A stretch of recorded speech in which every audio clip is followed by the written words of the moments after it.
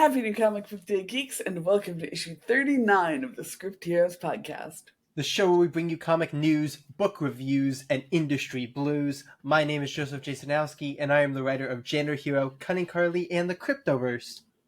And I'm Katie Markham, scripter of the Rusty Robot Country Club and ghostwriter extraordinaire. We've got some awesome polls for you today. We're talking about Drawing Blood, number 5, the start of a new arc. Void Rivals, number 12, the end of an arc. Hunger in the Dusk, Book 2, Issue 2, and Batman Offworld number 5, the at long last penultimate issue of this of this 6-issue series. Yeah, it's funny. There's we got like a symmetry to this week's books. You know, we got a first and last, and we have a second and second to last of stuff. So we have a nice little arc built out of that.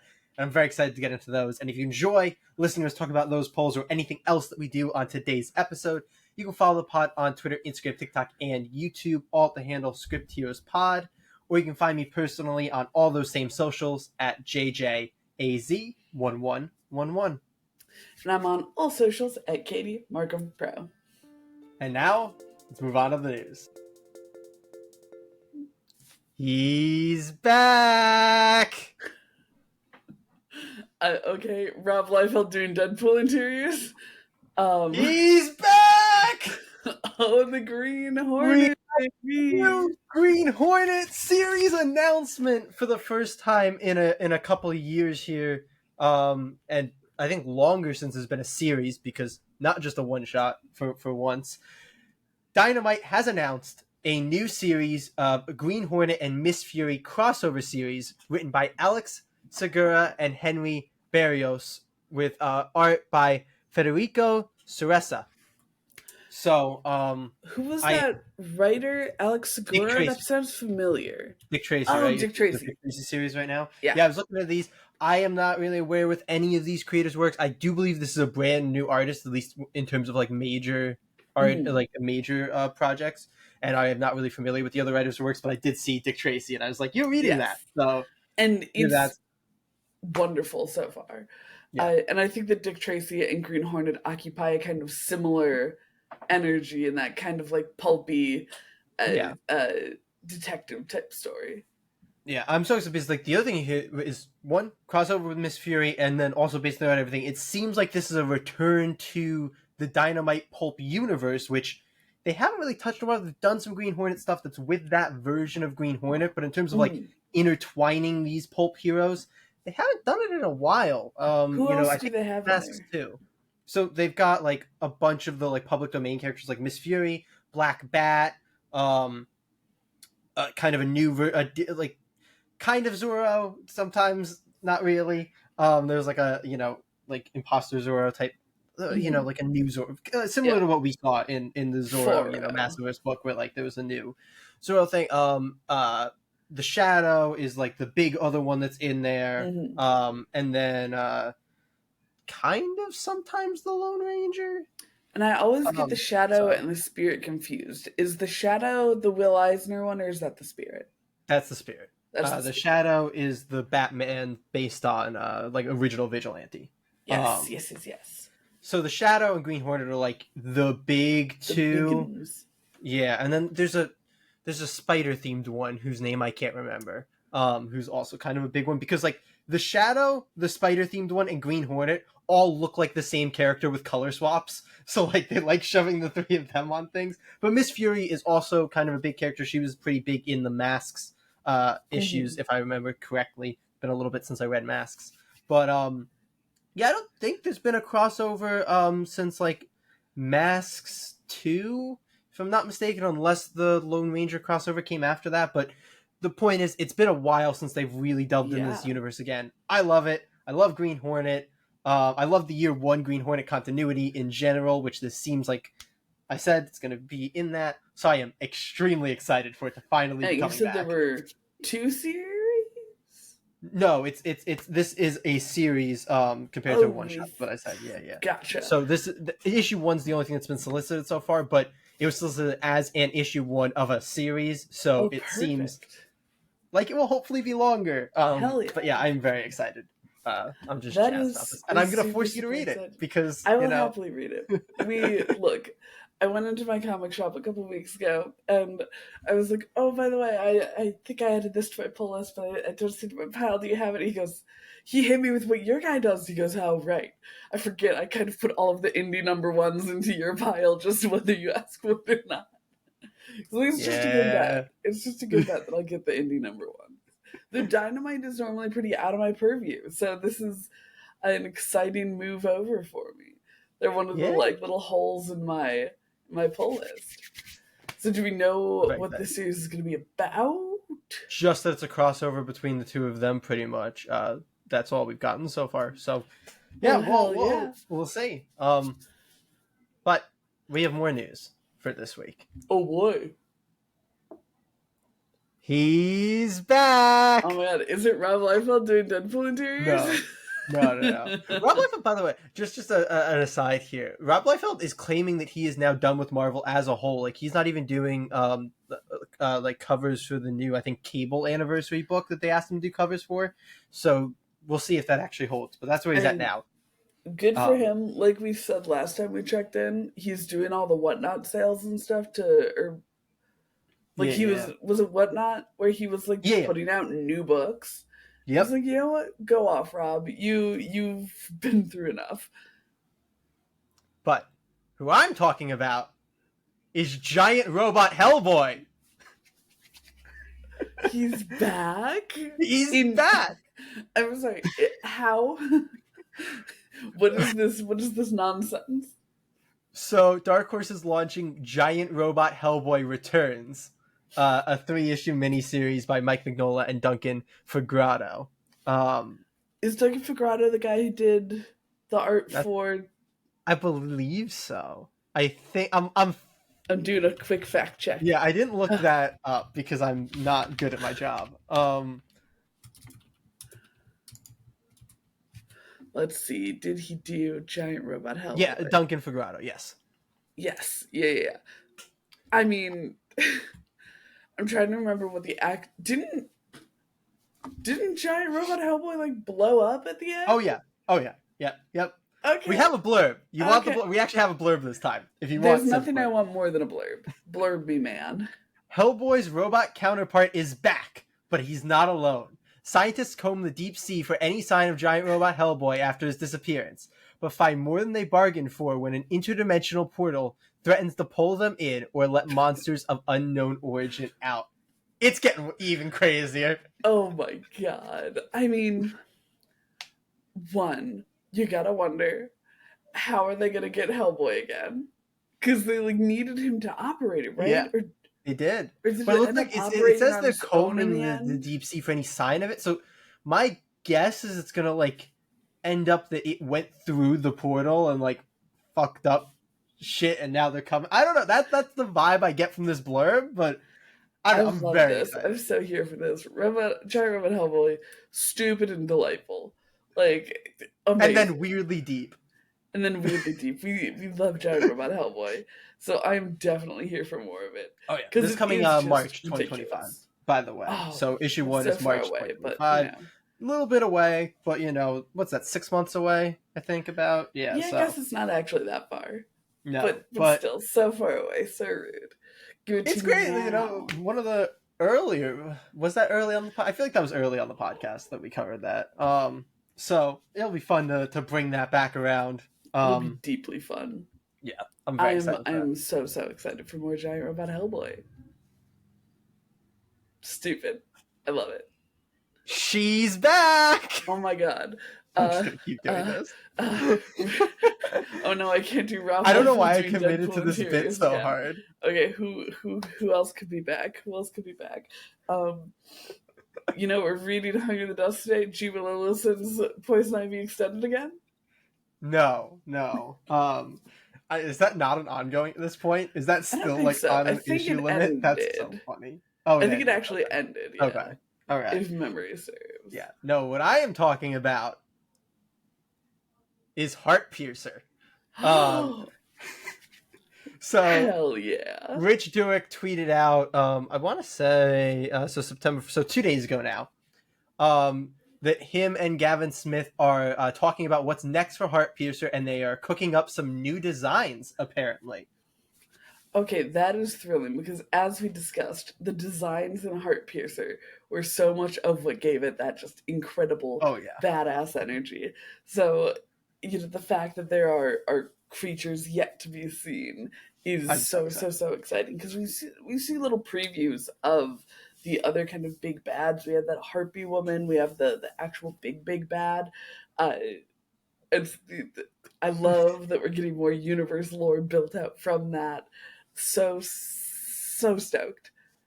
Oh my yeah. god. Heartpiercer's And been now awesome. that The it's been a designs are few so good. weeks, Yeah. that final design with the Oh yeah. because we couldn't talk about it when it first came out because it's a huge spoiler, but the final design of Spoilers ahead. Heartpiercer when No, when it's so she like ridiculously good. fuses with the unicorn, oh my Yeah, god. yeah. Insane. Oh my god, Gorgeous. Gavin Smith, fantastic. Gavin I Smith's don't a know. You're freaking just legend. a legend. Absolutely. But yeah, I am so excited for this. I saw Rich Durek tweeted this, and I was like, hell yeah! No time wasting. They're back at it. We're getting hopefully a new volume. Probably not too soon if they're just. I'm guessing Working on that designs. if they're working on designs right now, that they're probably like in the very early stages. So, yeah, we'll see. But that's very cool. But we That's have so stellar. one more. Oh my god. It's Okay, back! It's back. Oh god. And it's not Giant Robot Hellboy. Um oh no. The QR codes in Marvel Comics. I haven't gotten Marvel Comics since our last excursion to X-Men. I don't know if we're Did they go away? I don't know. That's what I'm saying. I don't know. I am talking about an Instagram post from one Rob Williams with a screenshot of Petrol Head Second Gear #1, the first draft of the script. It looks like he is writing it right now, as of a day ago. Petrol Head's back, baby! All the way back to the first episode of to the Script 0th podcast. episode. The 0th episode, you're correct. Yes. Oh my god. That is so phenomenal. We could not stop gushing about Petrol Head for like 6 months straight and continue to do so anytime we talk about like indie books. Petrol Head is such a good book and such an amazing example of the rad things that indie books can do when they're given the space to be creative and completely original. Petrol Head, we want you back so bad, and I'm so psyched to hear that we're getting more. Yeah, this is very exciting. I don't know whether this is like posting the first page of the script when like you're sitting down to write the script. Because by the way, the message that Rob Williams posted with it, the single word message that he posted with the screenshot is happening, which seems to be an official confirmation that they've been greenlit. Yes. But yeah, so I'm unsure if this is like a sit down to write it post the first page of the script, or like I just finished the first draft post the first page. Like I mean, in any case, the fact that it's confirmation that we're getting volume 2 is huge. So awesome. So we really need to message them about coming on the podcast. Oh my gosh, so love to have them on the podcast. Yes. Awesome. Dude, that is phenomenal. That's awesome team. That's such great news. And Pipar's only response to this, because Pipar did respond to it, is the word "eep." So we love this man. We love this man and this man's wife. Both of them are wonderful. I feel like that's such an odd comment out of context. No, she runs their social media. She's so great. That's not context that everyone asking. Fair enough. That's why I said out of context. Look, dear listeners, you must know I have just returned from Alaska, a 4-hour time difference and an overnight flight. Yeah, Katie Nothing took a 3-hour will have nap context today. And then hopped on this. Yes. But I'm ready to rock. I'm ready to rock. Pull back the curtain a little bit longer, which you can find out if you actually look at these last couple bits of news that I'm talking about, which actually let us cover it earlier. We're recording this on Tuesday, which is the latest we've ever recorded an episode of the Script Heroes podcast. Yes. So from our mouths to your ears. I mean, this could be I don't know, relevant. 25 hours. Petrol Head news, dropped yesterday, so this is the fastest we're ever going to be on covering news. Absolutely, and I'm so proud of us because normally everything we do is like a week behind when it came out. Yeah. But you know what? We're thriving. We're thriving. We're thriving. That's all the news. Nobody else is back, I don't think. Nobody else. That's everything that's back. Very on theme. This whole news thing. It really is. It really is. That's phenomenal. This is so exciting. This is like, imagine a week full of just all good news. Oh yeah, so this is I'm so the happy. Best news. I could not be any more jazzed. Heartpiercer, one of my favorite series, is back. Petrol Head, one of my favorite series, is back. Giant Robot Hellboy, one of my favorite series to ever cover on the pod, is back.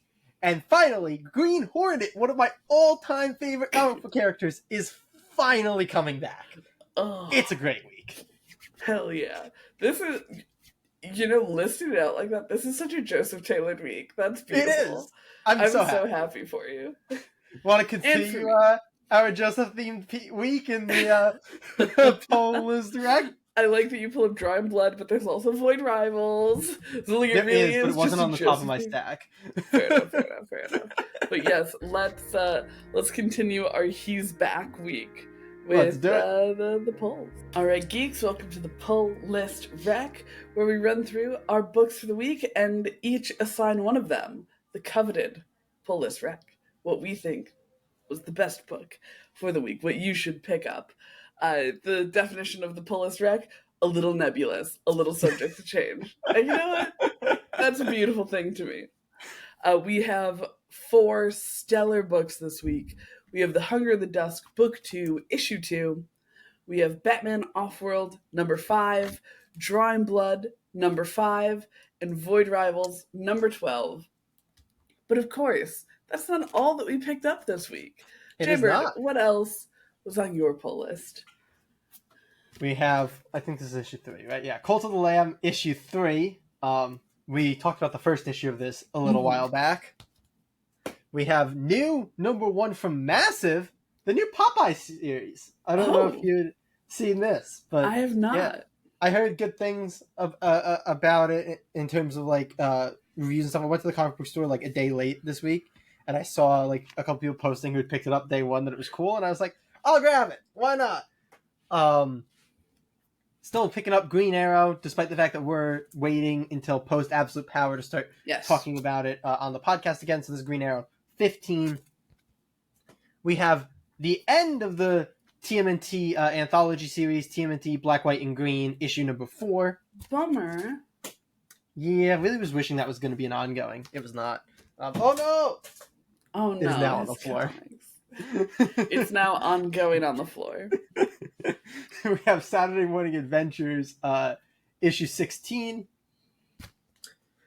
And finally, don't fall the way that the last one did. Okay, finally, humiliate. We have the 30th anniversary special of 0 Hour. Cute. Really cool. Yeah, very excited. So, I don't know how you feel. I kind of am a fan of facsimiles. I think they're cute. Oh, this isn't a facsimile. Like, this is like just like a chunky little director's cut style boy. No, it's not. Like, it's a new story. Just like with the. So I think. I think the vibe is.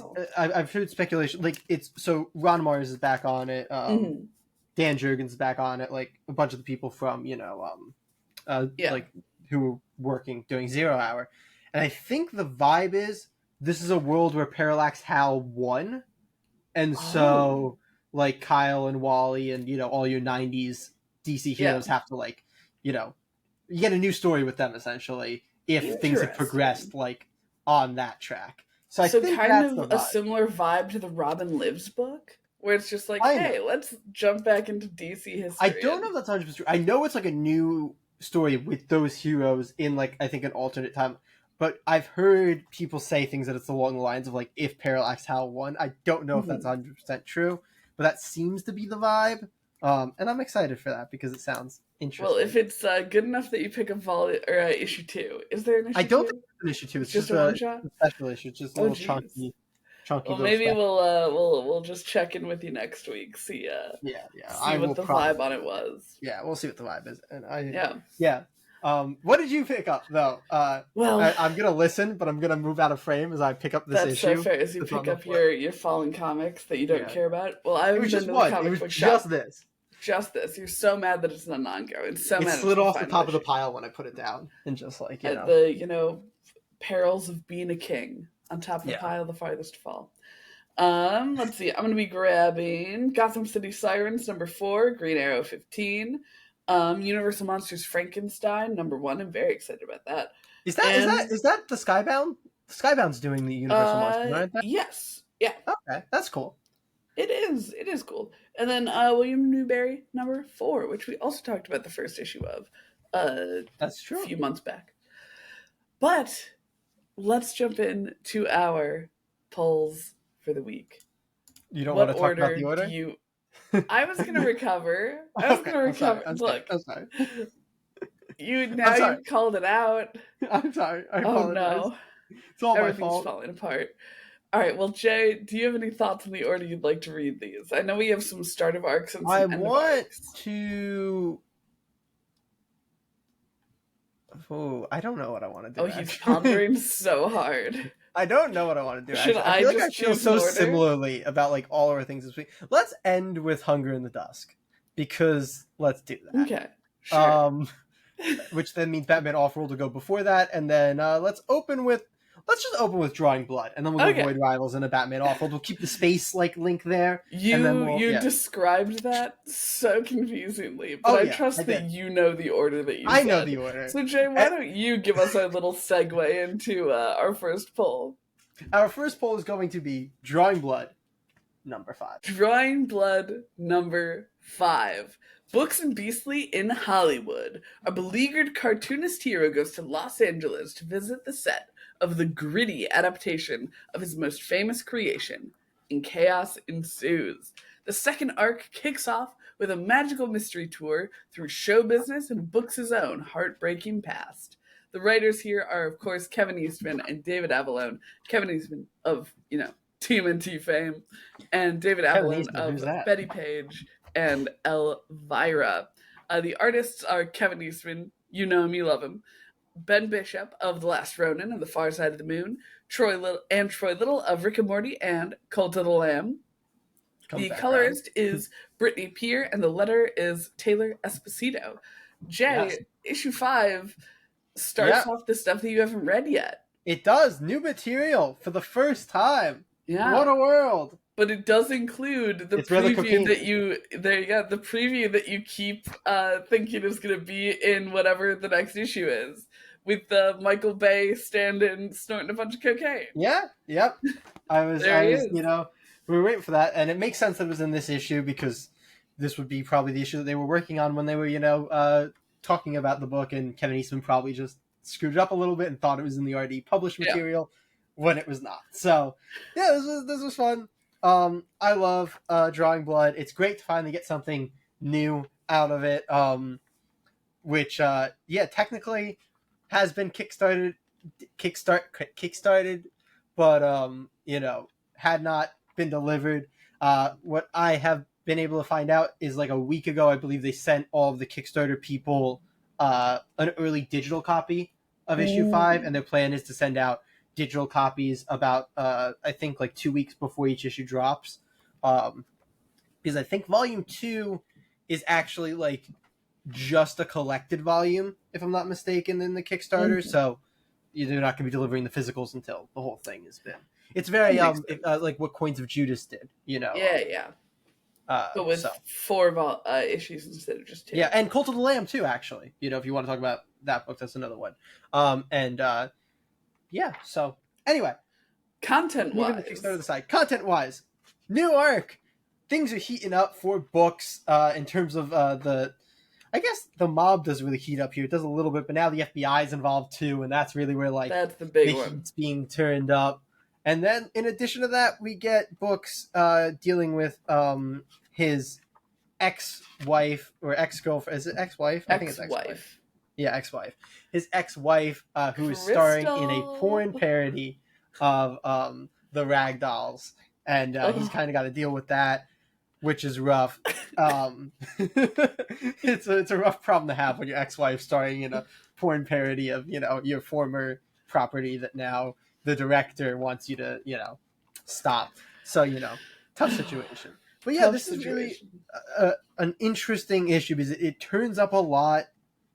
It also has a lot of continuation of kind of the things that I think we had kind of talked about being like, here was this like cool thing, and then like, it doesn't really have much continuation. Like I can't remember her name, but the artist, the young Oh artist whose man, book yeah. he's publishing, we finally get a continuation of that, which is really, really Mhm. cool because that was one of the things I think we talked about being like a nice little moment that didn't really have much follow up, but now we get that follow up.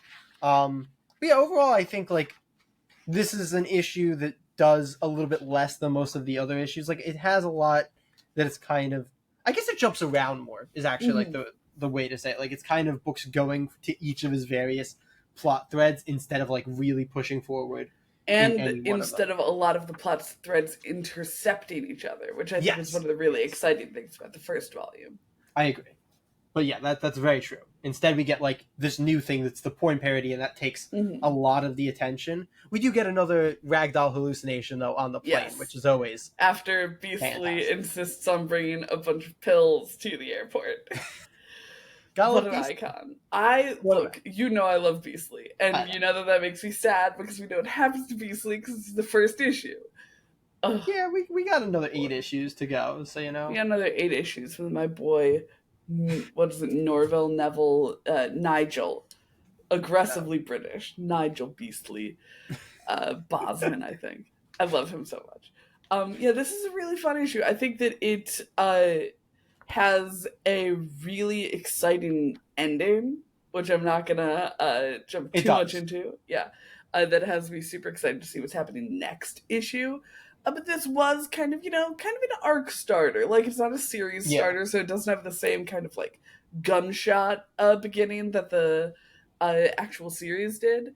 But it is kind of setting that groundwork because we have kind of a new perspective because a lot of what I was praising about the previous issue, issue 4 of Drawing Blood, was how still much the it best. served so good. How much it served to make books into like a more likable, better person Yeah, in the eyes of the reader. Like he got to do a lot of things that make you say, "Oh, I care deeply about books, and I hope that good things happen to him, and that more importantly, bad things don't happen to him." And I think a little bit like the blurb said, this seems like it's going to be more of they've kind of done that groundwork of making you like books, and now it's going to be kind of looking at books now that you care about him, who he is as a person, what his history is, and how he's going to navigate all of these strange things. yeah. It's kind of the Um, mounting of his problems now. Like they're kind of all starting to mhm. pile up, and like he's kind of getting a little bit roadblocked by that, which A little is bit roadblocked, but like we said last issue, he's getting a little bit more autonomy, which is really exciting to see very from true. him.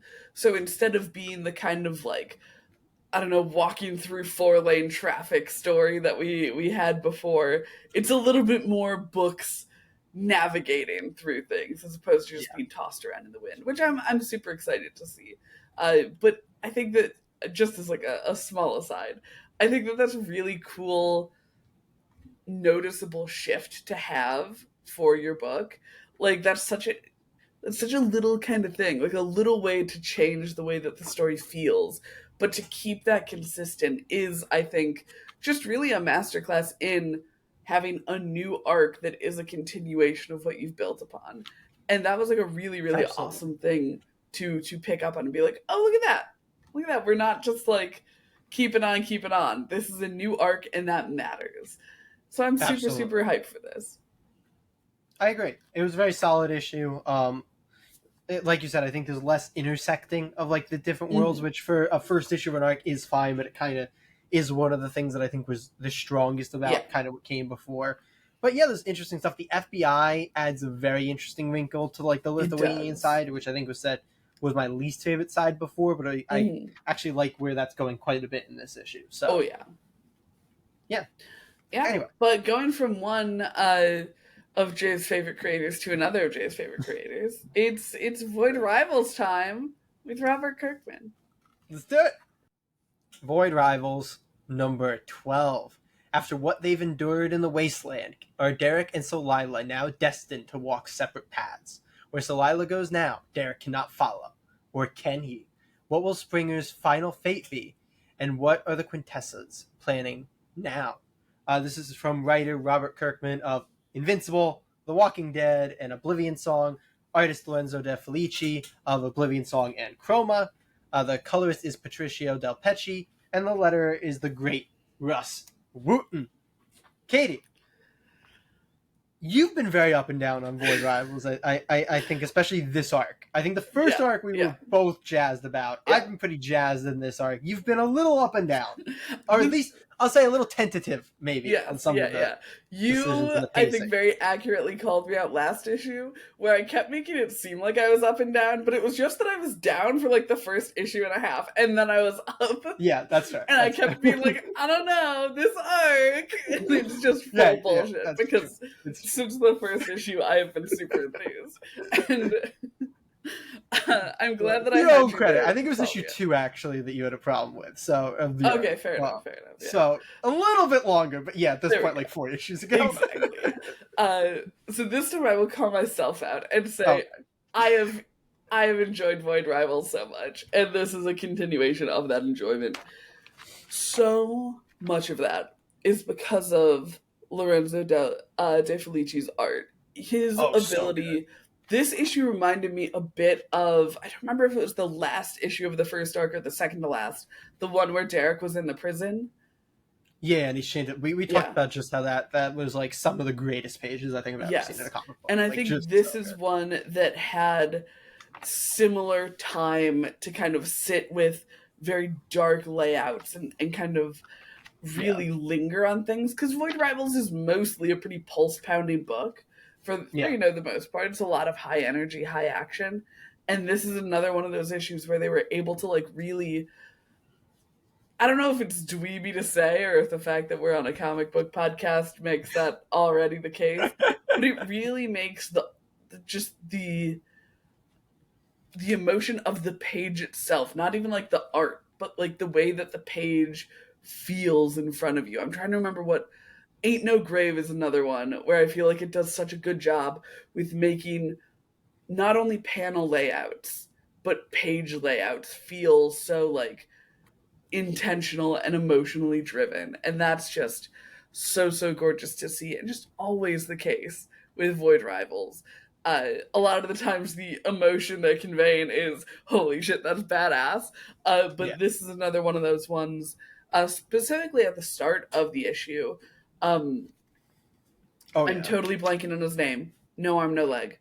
What's his name? That dude. No, Proximus. It's Proximus. Yeah. He has a really wonderful sequence with a young soldier, and I feel like those layouts were so great for conveying story on the page. You can see if you're on the vodcast version, Jay's holding up the pages, how much just negative space they're used on the page, and then how tight some of these panels are so that there's no negative space. And it's so masterful to look at, and it got me so hype. And that's not even to hit on the actual like Kirkman of it all. With you mentioned when we were reading The Walking Dead that the thing with Kirkman is that when his relationships have the time to kind of grow, they grow into the importance it feels like they're already supposed to have when he starts writing them. And I really we are so in that place with Derek and Solila now. Yep. And they have this amazing interaction at the end of the book that I won't touch on too much because it is pretty spoilery. But it really is just the culmination of their building friendship and I don't know, romantic tension a little bit, but more so like just their non-romantic relationship, the way they relate to each other. Yeah. So what I think I usually say with Kirkman is like he writes, and obviously they're not a couple so much as they're like a partnership, but I usually say like he writes couples, I think, the best of any comic book writer once they're already together. Like he doesn't do a lot of the like bullshit that other creators will do once they're together. Phenomenal. Top of the line, right? But he does a lot of just like pairing people up at the beginning instead of like doing a good path to get Yeah. there. As this turns romantic, then the path to get there will actually be pretty good. But like you said, he kind of already like linked them with some importance before it was really like there. But now that they have like progressed from there, everything is fantastic. Yes. And Robert Kirkman is just such a good character writer. And I think we've. I'm sorry. I want to give you your time to laud Void Rivals. I think it's one of those things again where I'm maybe not the biggest fan of Kirkman's solo issue writing, but his writing in general, especially once you get to the like ends of his arcs, is so phenomenal when you have that groundwork before you. Even if the way that we get to that finished shape isn't always my favorite thing. Yeah, I so wish we could talk about the ending of this issue. Maybe I feel like we'll do a Void Rivals Volume 2 bonus episode. Maybe we will. There's just so much to talk about with the ending here, and I'm going to avoid it. But I'm going to talk about the beginning, because every time the two leaders of these two factions interact, it's, one, gorgeous. Yes. Because Lorenzo De Felici, and honestly, credit to Patricio Del Pecci, the colors in Void Rivals I think the colors, specifically for the leaders, is so important. Yeah. But, so, it looks fantastic, but, like, their dialogue and their interactions are so interesting because they're both like, in theory, if you look at them like in an archetype perspective, like they're very similar. You know, they're these leaders who are deceiving their people and they're, you know, kind of ruling with iron fist and they're just clinging on to power and, you know, trying to manipulate the people. But then whenever they interact, they're so different. The way that they view their like relationship is so different. The way that they view kind of how they're manipulating people is so different. It's so interesting that Kirkman can take these characters that are essentially like the same for each faction and make them feel so different that they have these phenomenal interactions. So I love every time they interact so much. And I just want to call that out because you talked so much about Derek and Salila and why that's amazing in this issue, and I agree. And you talked about Proximus and the boy and why that's great, and I'm very interested to see where that goes because I have a feeling Kirkman doesn't really just throw in a character that gets a scene like that without it coming back in some way. So I have a feeling that boy is gonna be important for some reason, and I am super interested. And I was trying to remember because he mentions that like his friends said that they were going to go find his mom. Is he maybe someone who interacted with Derek and Salila in the little rebel group? I don't think so because he's not a rebel. I didn't think so either. But the way that he was talking, I was like, "That's such a good question." Which maybe we'll see if we read the entirety of Volume 2 for bonus. Yeah, I think it's more something where like. I think that we were being spelled out this because we're supposed to look out for it in the future more than like we're supposed to remember it. That's you're more Kirkman literate. So because he says like after my friends got away, I was left behind and they made me a cadet. Or maybe the friends like were part of the rebel group and like we're supposed to get that. And like he's not with them or something. I don't know. It has me a feeling that like we're gonna get. Oh, he's certainly coming for more, no matter the case. Yeah. No, not just him. Like, I think we're going to get either his mom or his friends first. Like, I think Derek and Salila, one of Derek or Salila will run into his friends or his mom, and eventually that'll, like, lead us back. But yeah, because I think it feels like we're getting the vibe of, like, look out for these people that the boy was talking about, more so than, like, you know. And the other thing I was wondering, I'm so mad I don't have my physicals here. When Salila, never mind. I'll hold that. You were going to go into the spoiler. I was going to say no. We'll talk about it off camera. It'll be the end of the issue is so good. It's so good. It's so good. Oh my god! There's a panel that I was even when I want to hold it up so badly, but I can't hold it up. It's important and it's good. And let's move on to Batman Offworld number 5. Let's do it. Batman Offworld number 5. The Dark Knight sci-fi epic continues. In a faraway, war-torn galaxy, Batman sets his sights on the villainous Black Sun Mining Company, but standing in his way is the most ruthless bounty hunter in the universe, a man known only as the Thanagarian. The writer here is Jason Aaron of Thor, The Avengers, and Wolverine. The penciler and All-Star or Absolute Superman, right? He was Superman? Upcoming, obviously. Isn't Jason Aaron doing Superman? Oh, yeah. Jason Aaron is. Yeah. Yes. The penciler is Doug Mahnke of Detective Comics, Green Lantern, and Superman. The inker is Jaime Mendoza. The colorist is David Barron. And the letterer is Troy Peteri. Jay Bird, we've been waiting long and hard.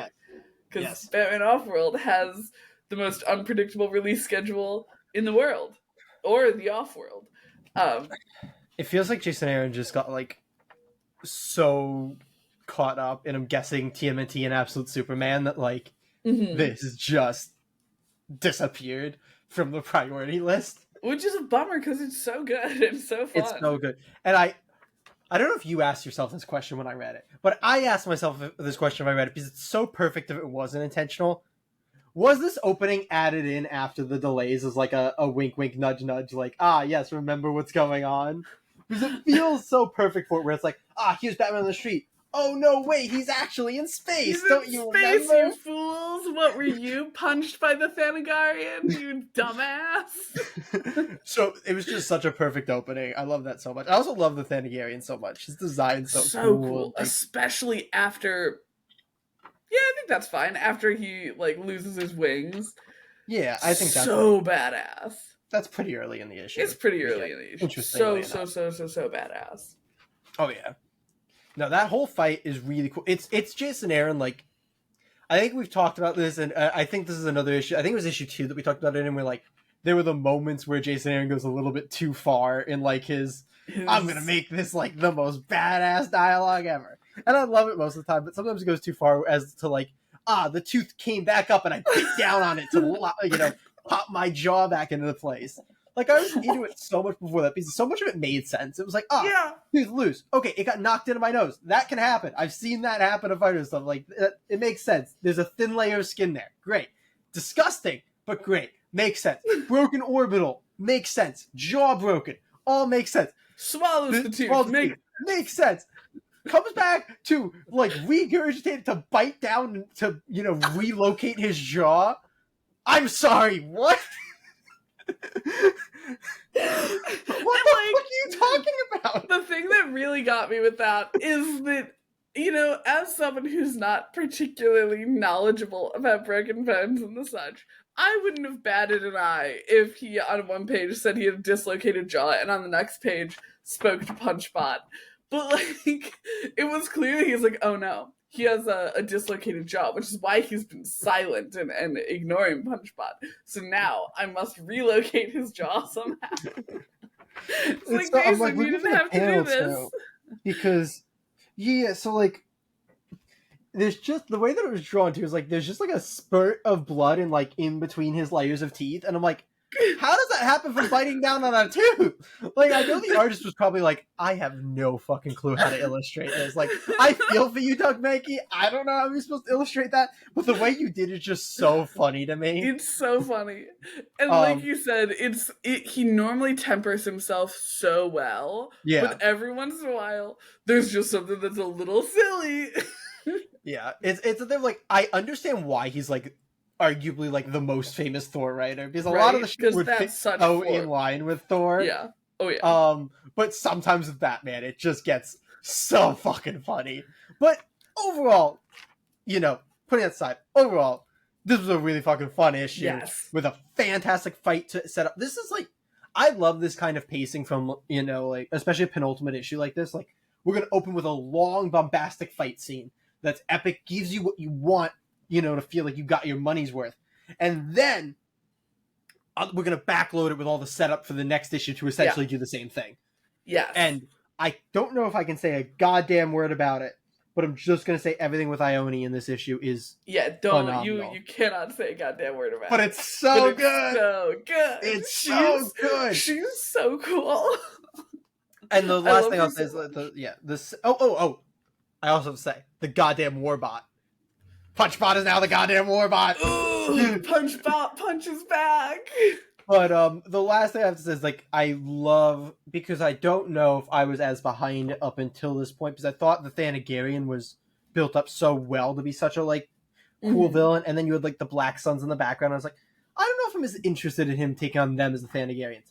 This issue did such heavy lifting and building them up as like a terrifying threat. Because we got it a little bit, I think, with the previous issue, because we had the brothers' weird whispering kind of off page a little bit more. Yeah. And in this one, we really get to see the like effect of his weird little whispering. And they do such a phenomenal job with it. I also want to say with Jason Aaron, we've been praising him so much for, and with good reason, how he kind of justifies a lot of Batman doing these greater than Batman things. And I think that the idea of, because the framing device of like Batman getting like briefly concussed or whatever, and like thinking he's back in Gotham and having his narration through that, the idea that he was then able to take on the Thanagarian by putting him on his back foot and saying, you know what, I know how to fight in a city full of like moving cars and moving pieces. I'm gonna have a bunch of fucking jets fly around because the Thanagarian fights in open space with all the room in the world. He's gonna get hit by a fucking car. I'm gonna get hit by a car, but he's gonna get hit by a car, and I know how to get hit by a car.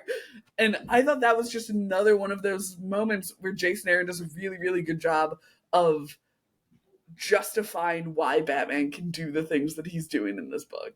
Yeah.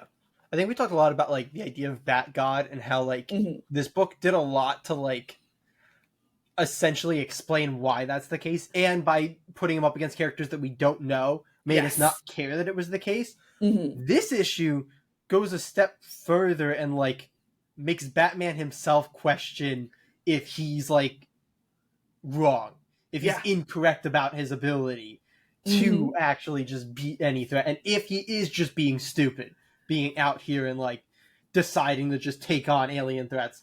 Like he questions if he's doing more harm than good. I don't want to talk about exactly why. But there's a phenomenally written like introspection scene with Batman here that is so cool.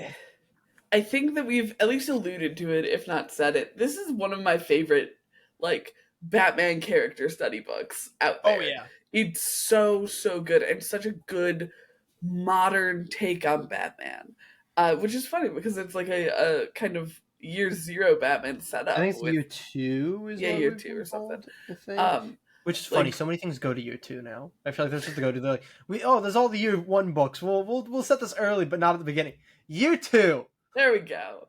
I wonder if there's like an internal DC timeline that says like he gets Robin in year 3, so they like have to put it year 2 if they want it to be like in the pre-Robin. I hope that they keep that internal, because Lord knows they're gonna fill up on year 2s and start doing year 3s. But now they're doing Batman and Robin year 1s, so you know they've shifted there. So exactly. No, this is such good Batman. We're absolutely treated to it when it does actually come out, and I'm so jazzed for how it's gonna end with issue 6. But we have one more book to talk about this week. The Hunger and the Dusk, Book 2, Number 2. The Hunger and the Dusk, Book 2, Issue 2. Old emotions resurface and tensions among the orc tribes rise as Tara returns home. Can Farron and Troth's budding relationship withstand the return of his former flame? Or will the orcs' intertribal alliance fall alongside their partnership with the humans? The Vangle are still coming, and no one is prepared. Hearts pound and civilizations fall as the second volume of the most ambitious fantasy series on the shelves continues. The writer is, of course, G. Willow Wilson of Poison Ivy, Wonder Woman, and Miss Marvel, with the penciler being Christian Wildgoose of Batgirl and Assassin's Creed. And then we have a little bit of a correction, too. We forgot to include this creator when we talked about issue 1. Added into this volume is now layout artist Mark Laming, who has worked on Planet Hulk, James Bond, and Fantastic Four. And we have colorist Masick and letterer Simon Bolin. Katie, you love Hunger in the Dusk so much. We kind of theorized after Tara was not included in issue 1 that this was going to be a whole Tara issue. That was pretty correct. How'd you feel about our second entirely Tara issue? So I love Tara. I love her dearly. She's done nothing wrong except for possibly endanger the entire world. by breaking the human and Almost orc ruined the whole world. alliance. Yeah, But she's done she's nothing done nothing wrong. except everything she's done wrong. Except everything she's done wrong. But you know what? She didn't even do that wrong because she's a cutie pie, so she can't do anything wrong.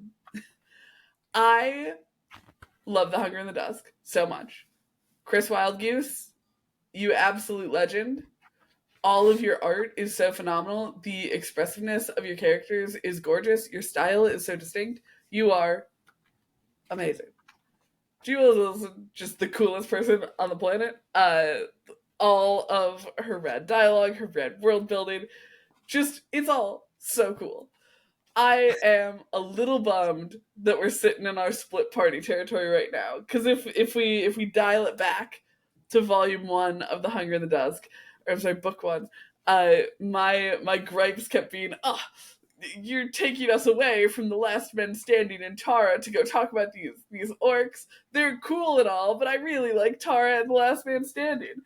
And now they've taken Tara away from the last man standing, and I'm a little bummed. Is kind of the boiled down thought. Is I really like both the first issue and this issue, but it is a bummer to have them separated, and it feels like they're even farther separated by not having the issues split between them and instead having like separate issues for the different groups. Yeah, we're getting like the bottle episode TV show format with these issues. And like I'm not against it in general. I just they have such strong dynamics between them, and I think so much of the fun of this book comes from the like kind of party makeup adventure energy, and I miss that in book 2 so far.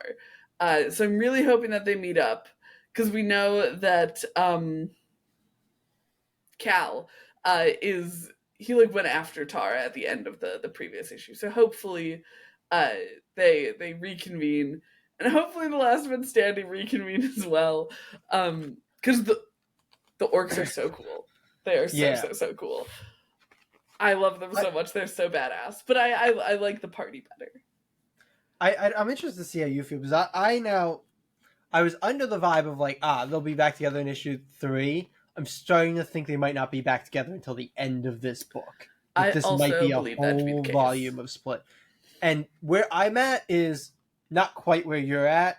I feel more like I'm fine with them being apart, because I'm really enjoying the way that that's taking the story, especially with Tara's character. I just wish we were jumping back and forth within each issue instead of, bottle episoding the issues. I'm also getting the vibe, which, funny enough, plays into... Because it's doing the same thing as Void Rivals, pretty much, where we're splitting the protagonist. I'm getting the vibe that it's also because they don't care about issue count anymore. Like, I'm getting the vibe they think, that, and probably accurate at this point, that they're just going to do Hunger in the Dusk as long as they want to do Hunger in the Dusk, which is awesome. Fingers and crossed. I'm not gonna crap on something for doing an ongoing format. And, like, that's the thing that I realized, like, reading this, like, this issue does not happen in a miniseries. This is an issue that comes from like a long running book, where you're like, okay, here's your character down and out, and they have to go back home and get chewed out and realize that they're wrong and like kind of go on their own adventure. I really, really like this issue. I think that this issue was important for Tara's character, because while I think Tara's always been a well-written character, I think she needed a little bit of like a smack in the back of the head, figuratively, to be like, because she has done nothing wrong. And someone needs to tell her she's done something wrong. Yeah, like, especially with... It's always that thing of, like, you read books like this, or you watch shows like this, and it's like, yeah, their perspective on why they did their thing, while it's still wrong, is somewhat reasonable, but then you go, but the whole fate of the universe was at stake, so you don't get to stand on your laurels or anything like that. Yeah. When you're talking about the fate of the world, somebody needs to smack you in the back of the head and go, you're talking about the fate of the goddamn world. Stop being selfish. And that's exactly what Troth does here, where he's like, yes, you're kidding me? You left? Are you fucking kidding me? And he is pissed. Yes. And I love it because it's so reasonable and it's so necessary. And she's like trying to fix it, but making things worse because she's like hurting his appearance to his people, because they're starting to all think that he's like sleeping with her despite having his wife. And so I love the way that the dynamic works in this because Tara is wrong going into this issue, but she's doing everything in this issue to like make it up to him, but it's just fucking things up worse because of that. Yeah. It's such a good issue for her as a character. It makes her such a more relatable and like character that you want to see, you know, kind of get back up. And we did the exact same thing with what's the Last Man Standing's guy's name? Cal. With Cal in the last issue, where Cal kind of had his moment of like his like come to Jesus moment where he's like, oh shit, I need to fix it. Yeah. So them both getting that in back-to-back issues, I think is phenomenal for the series, you know, as a long-running thing. And it's one of those things when you're reading issue to issue, month to month, where sometimes your issue, you're going to be like, I didn't get what I love necessarily in this issue, but it's such good groundwork for like the story as a whole to be a phenomenal like totality story. So yeah, this does a lot of what about, like, I like in like character you know growth. Look at the way that Troth interacts with Tara. We get a really great line for her when she's talking to Farron, Troth's wife, where she's like, "Oh, I don't have feelings for Troth anymore. I stopped having feelings for him when he put the dynasty above me." And it's like, okay, Tara, that's one, a very interesting insight into you as a character. And two, I feel like the type of foreshadowing that is going to be like, oh, putting the dynasty above love. Uh-oh, Cal.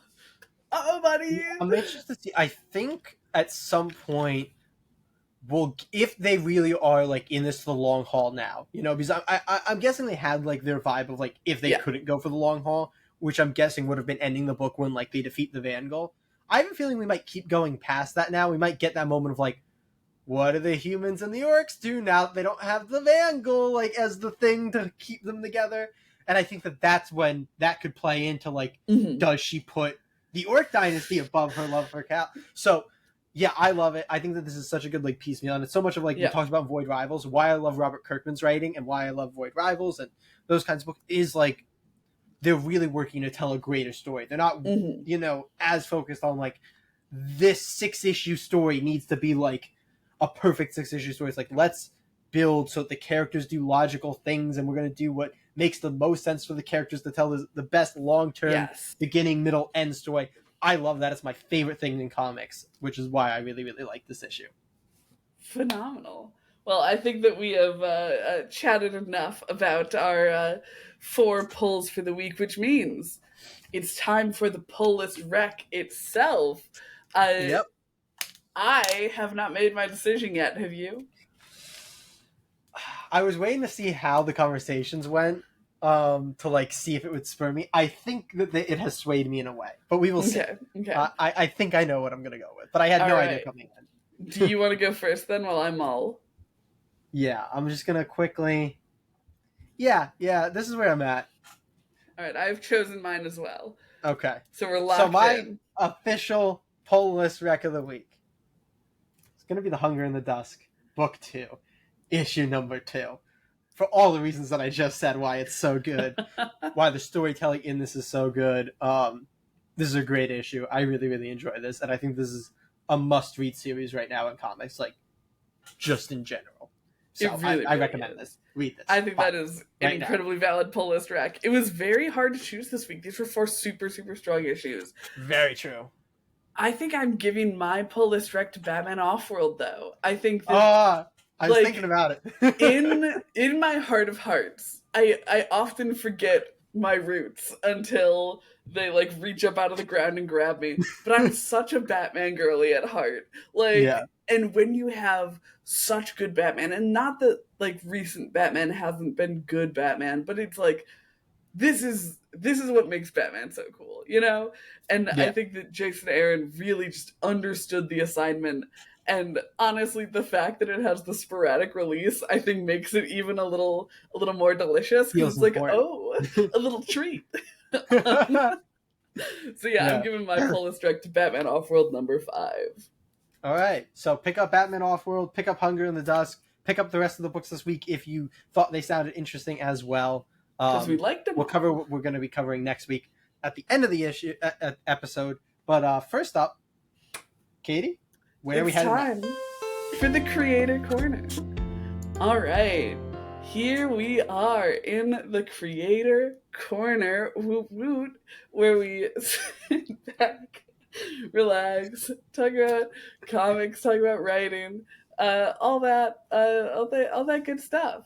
This week, kind of inspired by The Hunger and the Dusk, kind of inspired by Void Rivals, and I guess not inspired by both Batman Offworld and Drawing Blood.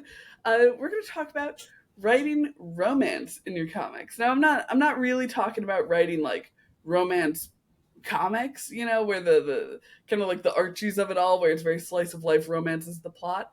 I mean, within your larger story, putting in those romantic B plots. I know that we talked about it a little bit when we did talk about B plots, but I want to hone in on writing romance specifically. Jay. Yeah. You are the most romantic man I know. Of course. That's what I'm known for. It's because I don't know any other men. So I was racking my brain and I was like, have I written many romances? And I've written a couple. You've written a couple. I've written a couple. Yeah. So I feel like I've gotten a little boring with my questions, specifically my first one, which is always just where do you start when you've I guess, you know, let's even dial it back a little more. How do you decide whether or not you're going to include a romance in a story? That's a really good question. I'm like trying to think I don't think I go into many books because I'm rarely writing a book where romance is like one of the main attractions. Like I'm not writing a Hunger in the Dusk where like one of the things like these two characters, their love story, or a saga where there's like the love story is going to be like one of the focal components of the book. So typically, I guess I wait for it to come now. Like the love story that I most enjoy that I've written is actually from unpublished scripts in Janitor Hero. Like Janitor Hero kind of went into a love story that I kind of fell into writing, and I really enjoyed. Can you tell us what it was?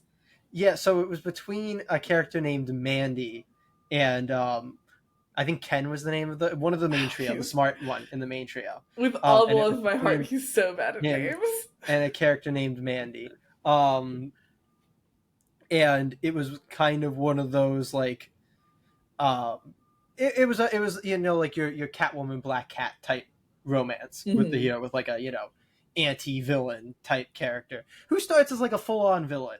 And it's like one of those things where like initially they become like disgusted by the person once they find out about it. And, you know, then you kind of come around as that person's like trying to help, and all the friends realize that the person's actually trying to help them, but the person who's been burned is like really, you know, against it. And then eventually, you know, comes back around. So I was really a fan of that because it came very naturally in that, I don't know why I'm still like trying to protect some spoilers here, but I'm gonna stop trying to protect spoilers. So Mandy is the hooded figure from Janitor Hero, who is one of my favorite characters that I've ever created. I'm such a fan of the hooded figure. I really, really enjoyed creating that character, and so I needed to place this character into the world in a way that wouldn't be overly obvious. So my poor writing at the time, but became better writing on the back half, was, you know, introduced the hooded figure in chapters 4 and 5.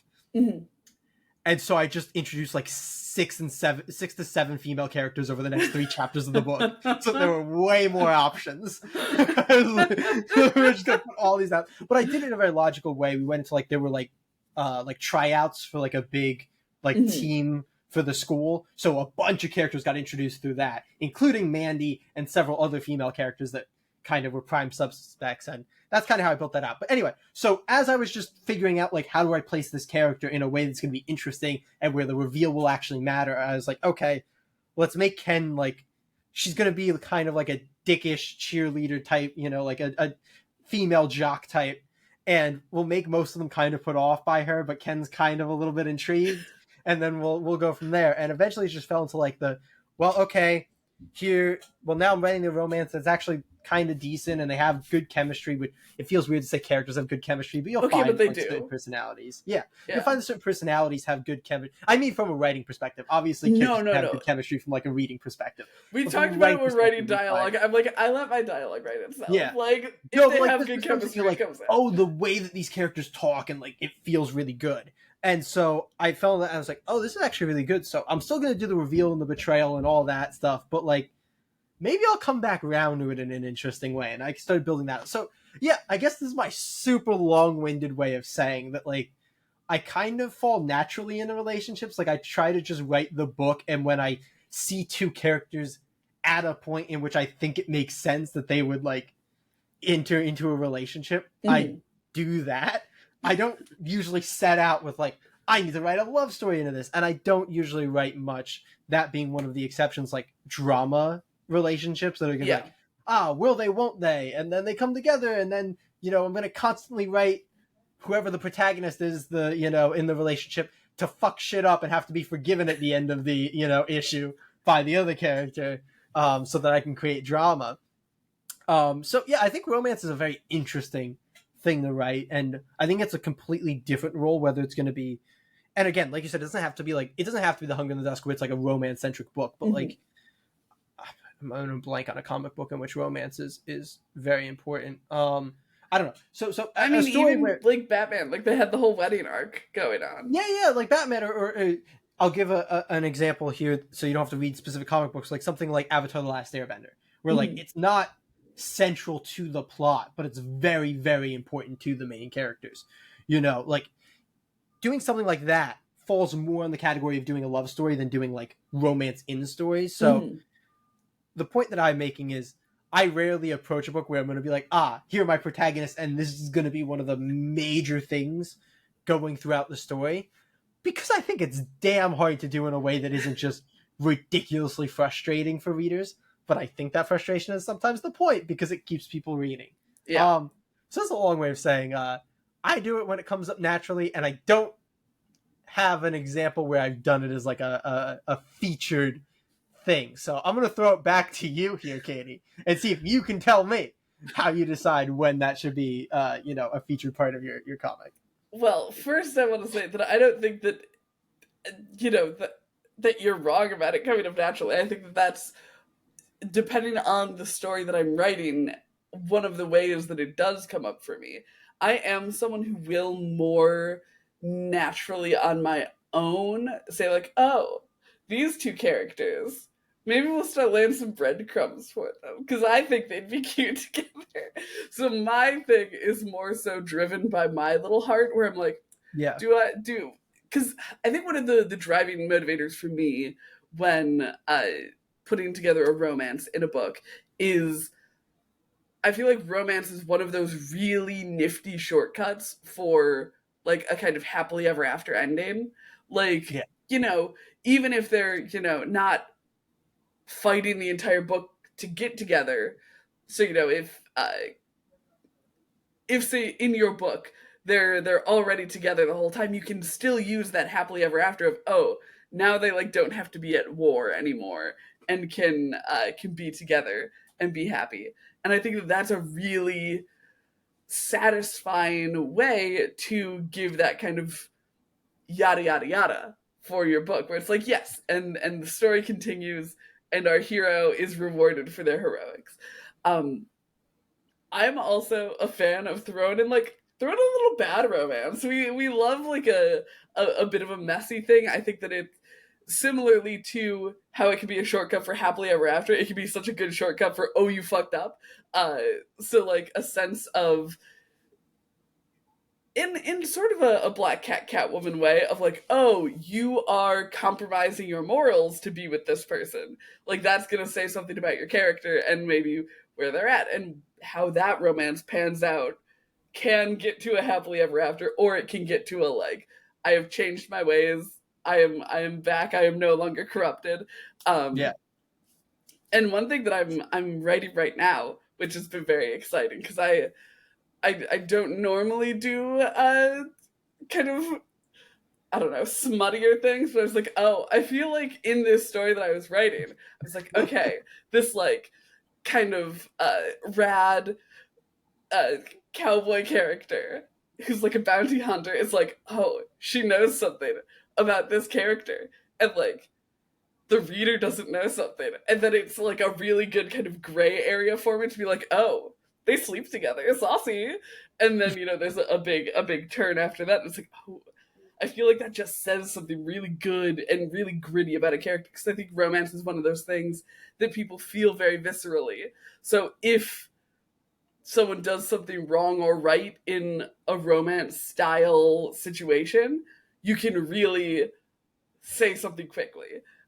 Yeah, I think you hit on something there of like romance hits people so much. And so like romance in a story, especially if it's like a feature part of the story, is like I think akin to playing with fire in your oh story. yeah, Like you can burn the audience in a way they won't care how fantastically structured your narrative is if you fuck up this romance, or like if you write this romance they love, they won't care that they've been fighting the same villain on repeat with the exact same story arc for six yeah. 60 issues or whatever. So yeah, romance is really something that like and perfect example actually, like read like a manhwa webtoon that's just a romance stretched out over 800 chapters. Like people don't care because they keep coming back for that romance. So romance is really like it can be a huge selling point, or you can piss people off. Which is like when you're talking about bad romances, that's something that I find terrifying to write, because to write a bad romance in a way that it actually comes across in a bad romance is very difficult. Like a Hmm. lot of them will end up coming across as like a glamorizing a shitty relationship. Like I think fiction has a really bad habit of glamorizing cheating. Oh Um, yeah. like I that's think something we've that talked about this. yeah. I don't remember if So, it was on podcast, but but if you want like fantastic examples that I thought of as strong, but of a bad relationship in comic books, read Radiant Red. Like yeah, so freaking good at and like so not well done. just being like here's an evil person that's in a relationship with this character, like such a like toxic awful relationship, but you see how both characters are contributing to it and how it's building and how that it's making this character worse, and then how that character actually comes back and becomes like the bad one in the end. Like it's just so interestingly weaving and written, and it's fantastic. And that's like when you hit it out of the park with a bad relationship. But I think Oh there's yeah. much more examples of a bad relationship either not being treated as a bad relationship, or like kind of being unsure if you're supposed to feel like Mhm. it's a bad relationship. It's just a very difficult thing to write, because it's hard to come across as like, how are we supposed to interpret this thing based on what you're giving us? And you have to be very skilled at like without saying to the reader this is bad in a relationship, to make it very evident. Yes, yeah. And I, like you said, I think that I I just want to pop it again. Radiant Red, so phenomenal. Because you So said Radiant Red, and then my immediate brain was just like running through the entire series. I'm like, God, they did such a good job with like. oh yeah. Because I think part of what makes Radiant Red's relationship so well portrayed, like it's not a good relationship, and No. spoilers for Radiant Red, they don't end up together because it's a terrible relationship for both of them. Yeah, yeah. I think part of what makes it so good is that they both come in as like very human people. And I think that's something Yep. that you really have to keep in mind when you're writing romance, especially if like your romantic partner, I guess, like if you have your lead character and they're having a romantic partner, you can't just use that character as shortcuts. Um because it won't feel like a shortcut to happily ever after if we don't care who they end up with. Yep. um So like well said. I think about that a little bit with all the love in my heart, but with the Princess Bride, iconic kind of a comedy romance, and I think a good portion of it is built upon Buttercup not having much by way of characterization. It's like, okay, this is a great movie. I don't really give a shit about Buttercup and Wesley. I give a shit about Wesley because he has a lot of strong characterization, and Buttercup does not. Uh, and so you if you're writing a romance, I think that you're doing yourself a disservice and your story a disservice, and you're shooting yourself in the foot, frankly, if at any point you're just using it as shortcuts. Um, which I guess goes against a little what I was saying, which is so great about it being able to use the shortcuts. But I think that predicates having well written characters with strong motivations and good characterization. Yeah, like because doing like creating a character specifically to be a love interest which is actually something that I've done before and then completely turned into where that character wasn't even a love interest anymore. I don't know if Katie knows what I'm referring to. I think I know what you're referring to. Which is just a really funny thing because I literally wrote the character on the character sheet as love interest, was talking to Katie very early on when I met Katie about this, and I was like, I have no idea how to create this character. Katie was trying to help me. Yeah, Katie was trying to help me, but she was going down a different path, and I just took a word that she said and came up with an idea and went, okay, changing that. Here we go. But anyway, but I think the thing is when you set out to, that was kind of an aside, when you set out to write a love interest, and you're writing them specifically to be a love interest, you can fall into that trap very easily of oh, but they don't do anything else. Mm-hmm. So it's where I land on two things.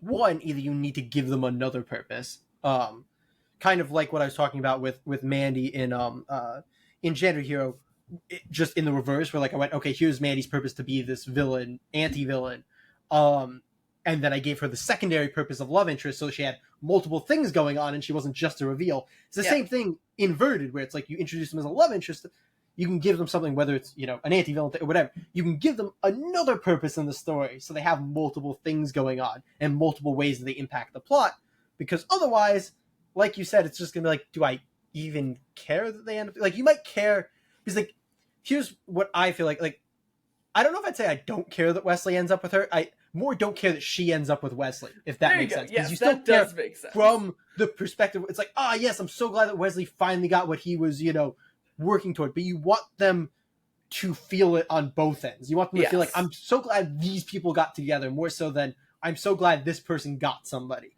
Yeah. If that makes sense. Exactly. It's a much better romance if you care about it from both ends. But speaking of good romance, we both kind of I lost the plot a little there, so sorry with my questions and directions.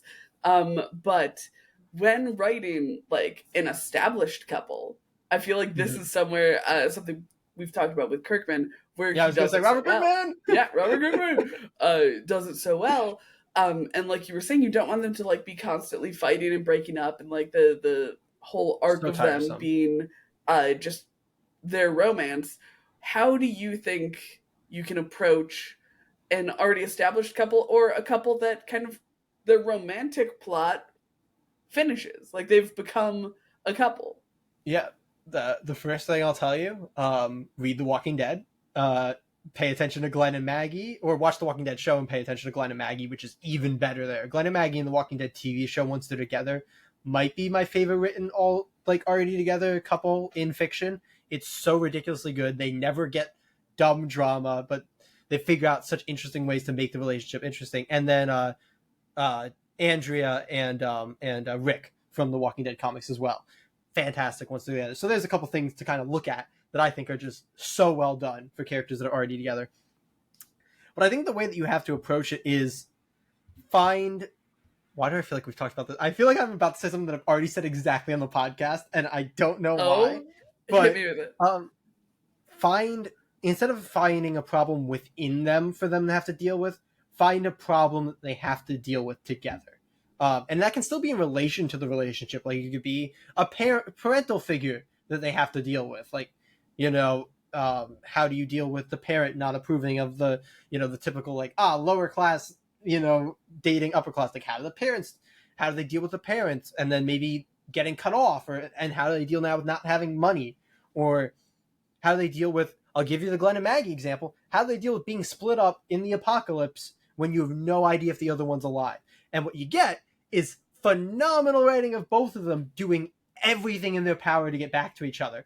And I'll tell you, if you're fans of a relationship, they will be such a bigger fan of those two characters doing everything they can to get back to each other than they will of them fighting and potentially breaking up. So yeah, find a problem, even if it impacts the relationship. This is something separate than obviously, if you're writing a book with a couple together, if they're facing a problem, like a villain or whatever, they're going to be facing it together in a lot of situations. Mm-hmm. That's not what I'm talking about. I'm talking about a problem that does impact their relationship, but just not on an interior sense. They're still strong as ever together. It's just that there is something else impacting their relationship that they have to deal with. No, I think that's a huge, huge, huge tip there. Because that is, you want, if you like a relationship, and I think that applies even to when they're not together yet. Yeah. If they're both on the same side, that's going to feel so much better than them, clashing with each other. And like you're saying, Yep. even if they're kind of, I don't know, in terms of like a war drawn on different sides, they can Classic Romeo and still, Juliet. exactly, they can still very much be on the same side, even as the external pressure of that is coming down on them, and that could create some very interesting dynamics. Like we're saying, we might be seeing some interesting dynamics in that sense in a couple of the books that we're reading right now. Absolutely. And as long as it feels like they are fighting for the relationship, I think that you just want to make sure that they both are. Because Yep. it sucks to be like, oh yeah, I really love these characters together. One of them is like called back to, inherit the crown and is like kind of just sadly being in their castle, and the other one's fighting dragons to get to the castle to be like, I'm gonna come save you, babe. That is kind of a bummer. Yeah. As opposed to something like, oh, she keeps trying to escape her forced Yep. princesshood, or she's, clearly trying to get back to her partner while also not abandoning her country. Like that creates all these Yeah. interesting character dynamics within the character, within the relationship, without it feeling like you're the one cheering for the relationship instead of the two characters in the relationship cheering for the relationship. Yeah. No, I think you like, interestingly, you like sideswiped one of my biggest gripes about relationships, and the way they're written a lot of the time. Mm-hmm. Which is when one person does not seem as into the relationship as the other person, despite the fact it feels like the writer like pairs them up, but one of the characters still doesn't want to be in the relationship. Yeah. Like I think it's so often, and a lot of times it's a thing with like the female character like talking down to the male character in the way of like, Mm-hmm. can you believe I'm with this idiot? Like, can you believe the dumb shit that this guy does or whatever? And it's like, you're supposed to be in love. Can you stop like constantly putting this person down and like make us believe that you both love this relationship? Another reason that I love those Kirkman relationships, like you get the vibe they're both, and maybe it's like part of the apocalypse syndrome where it's like you have like nobody else who they really like, when the rest of your family's dead, you're really like clinging on to your significant other. Mm-hmm. But I love that so much where it feels like both characters are so into the relationship and they're both so into their partner, and I think it makes for a much stronger fictional relationship than when like the one character doesn't seem as into Yeah. the other character, which is like your typical like basically take I'll give you an example of both sides. I was gonna say like Batman and Catwoman, but I'm actually gonna go like Peter Parker and any of his girlfriends, where it always feels like he has to like win them, and then they're like I'm such a great prize, and he's like, especially Mary Jane. I feel like Mary Jane's like that a lot, where it's just like, all right, isn't he lucky to be with me? And then like compare that to like Black Canary and Green Arrow, where it feels like the two of them a lot of the time are just both so into each other. And even that, like, that's a good example because like they still do the like put down each other humor sometimes, but it feels very because like, that's also how a number of relationships are. It. Yeah, but it's just like it's both sided instead of being one sided, and like it's still at the end of the day where like if Black Canary makes fun of Green Arrow, like fine, but then the second somebody else does, she's gonna like break their throat, so like break their like throat. Yeah, break their throat, claps their throat, whatever, however you want to phrase it, like so like I think that that's a great example of like when it works compared to when it's like a Mary Jane Peter thing, and it's like why does he want to? I think an important part of that as well is that it's not the entirety of their relationship, is the like barbs and stuff. Like looking at Joshua Williamson's Green Arrow for a recent example, he did such a great job of making those two absolutely bonkers for each other. Like they clearly love each other so much. More often than not, when they're on the page together, they're doing things that signify that they are in love. And then when the opportunity arises for there to be like a jab or something, one may be thrown. But it's never the main mechanism of their relationship, which is part of what makes them such an iconic couple, frankly. Yeah.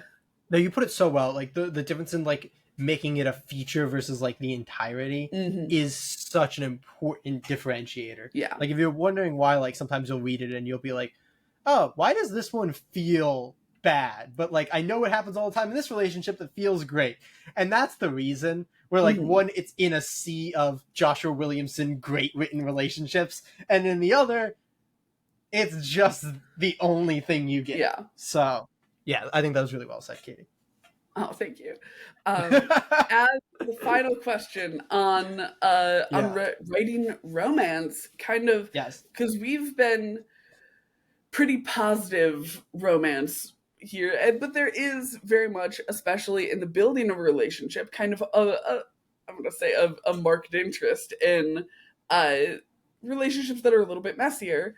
How do you think character flaws should translate into relationships?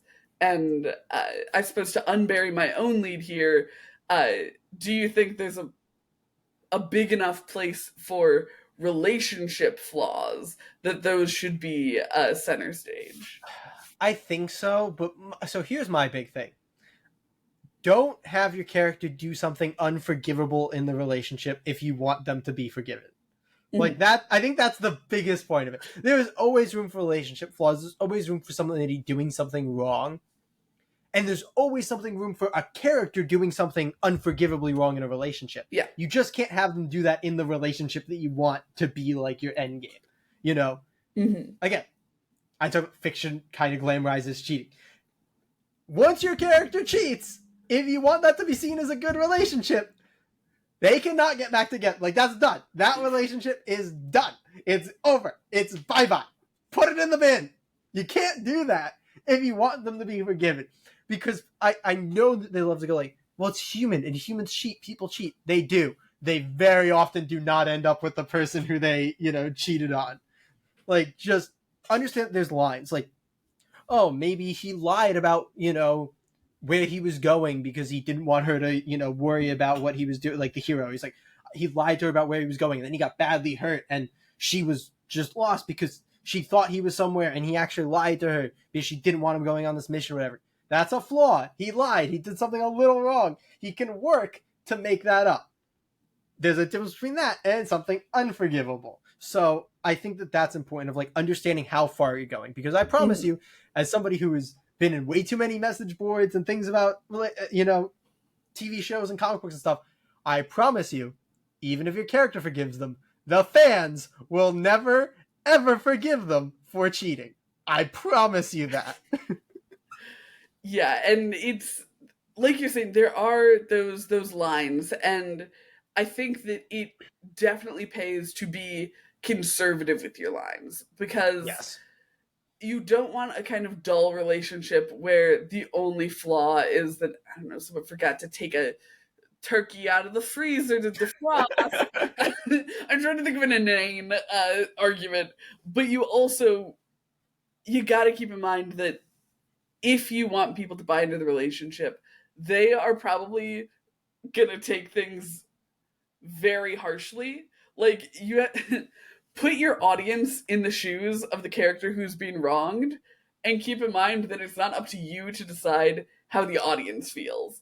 You get to decide how the character feels, but the audience is gonna feel that too, because they're gonna be, impressing themselves on the characters, self-inserting. It's like, oh, if you're doing something that sucks to feel, they're probably not going to want to take that character back, because frankly, there are a lot more fish in the sea for your readers than there are for your characters. And like, especially, this is the number one issue that they do. They have the character do something unforgivable. They then have the other character start dating somebody else. And like, if you want them to go back to the first person, I promise you, if you have the second person treat them amazingly, which they always do, after the character you want them to be with treated them awful, and then you have the other character decide to leave the character still when they've done nothing wrong to go back to character that cheated or did something unforgivable, your audience is going to be livid, because they will have fallen in love with the character who was, great, because you decided to write that character with no personality except being a great partner, because I guess it shows more true love to leave a perfect partner for the person you're supposedly in love with. Like, that is the number one flaw that is done so often. But I promise you, your reader It's so bad. will hate it. They will hate it. Do not do it. It's one of those things where no character that you're, and this is a little hyperbolic, obviously, no character that you're putting on the page, no character who gets a name or a connection to your main character should be just one thing. They should all be people. Yeah. And so if you have this character who your wronged party starts dating, that person should be a character. Unless, we're so like,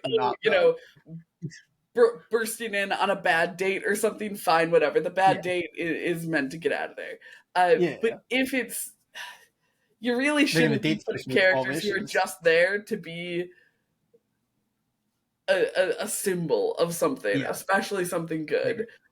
I fully agree.